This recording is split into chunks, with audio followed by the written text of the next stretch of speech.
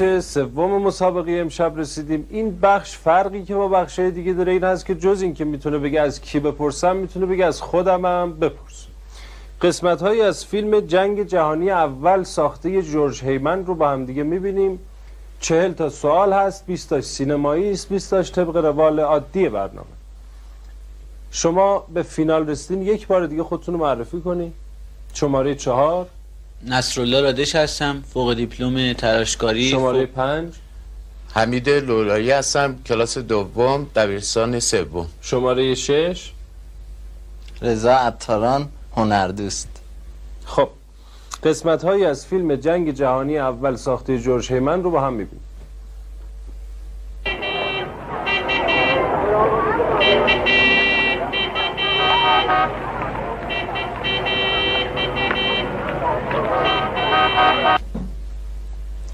خب قسمت هایی از فیلم جنگ جهانی اول ساخته جورج هیمن رو با هم دیدیم. میریم که سوال های سینمایی رو مطرح کنیم. چون برنده این قسمت نداره، دستا روی زنگ. فشار نده اونو، دستا روی زنگو. ببخش. خب جنگ جهانی اول در فیلم گفت که در چه سالی اتفاق افتاد؟ شماره 4 اصلا در فیلم از این مسئله صحبت نشد.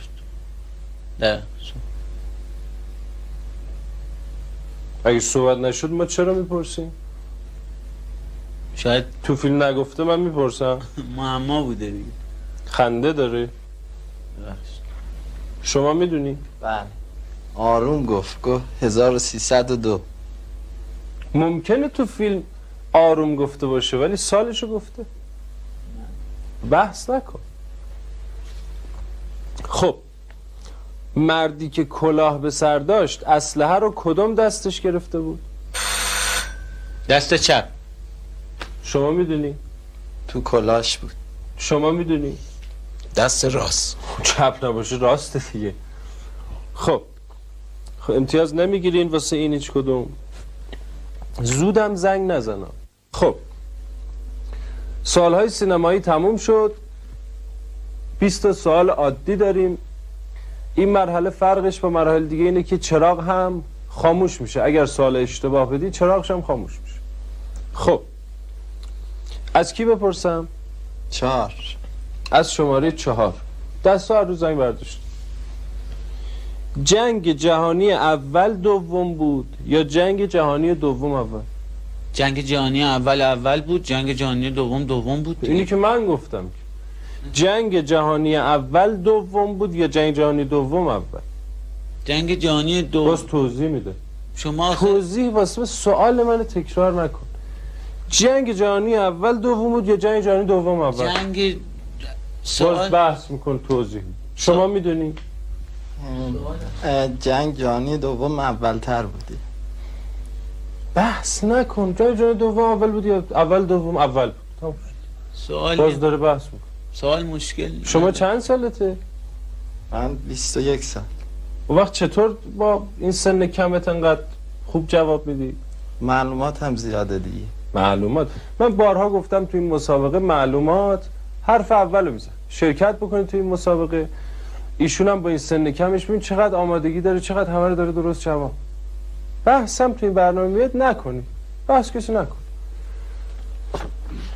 خب از کی بپرسم؟ از 5. به اسب سفید و سیاه چی میگن؟ گره خر.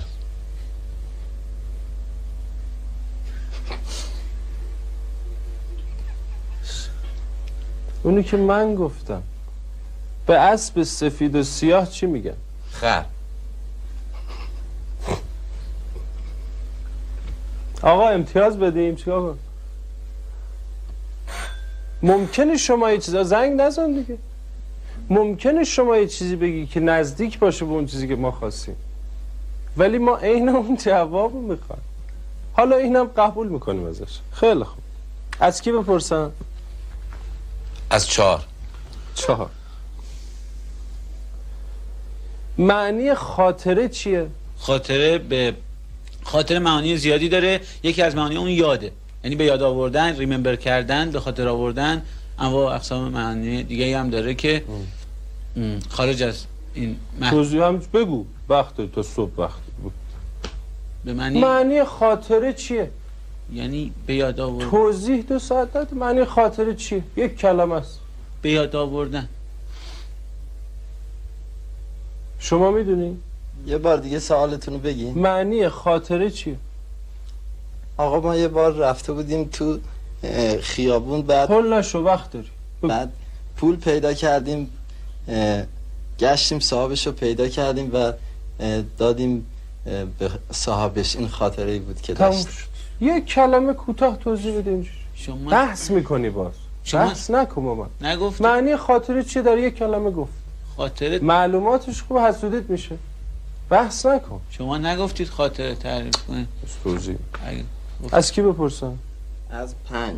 از پس. اعضای اصلی داخل معده. دیگه 2 ساعت که نمیشه فکر کنی که. اعضای اصلی داخل معده. پا،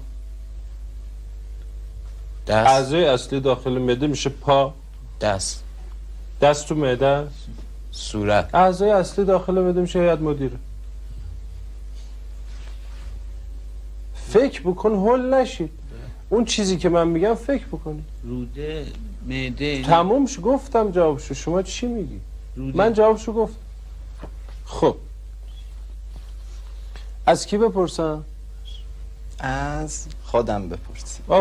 آفرین به این شجاعت. ببین با این سن کمش چقدر آمادگی داره، چقدر پسر خوبیه و چقدر خوب همه رو پاسخ میده. حتی میگه از خود منم بپرس. خب حرف دهنکجی میدونی چیه؟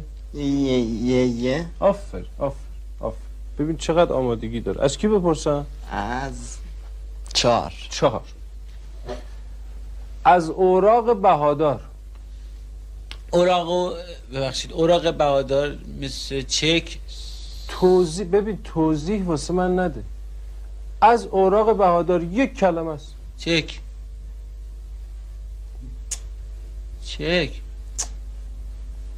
سفته.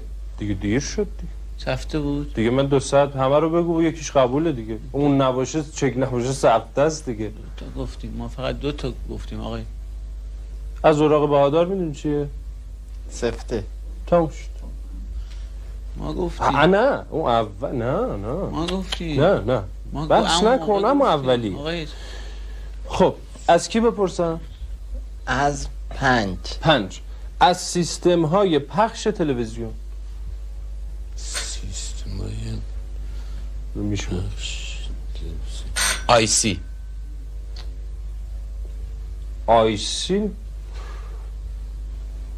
یه چیز دیگه است. نه آیسی یه کار دیگه میکنه. از سیستم های پخش تلویزیون. کارتون تکراری. کارتون قبول میکنه ازشون. روش کارتون تکراری. آخرین سوال پال امشب هست.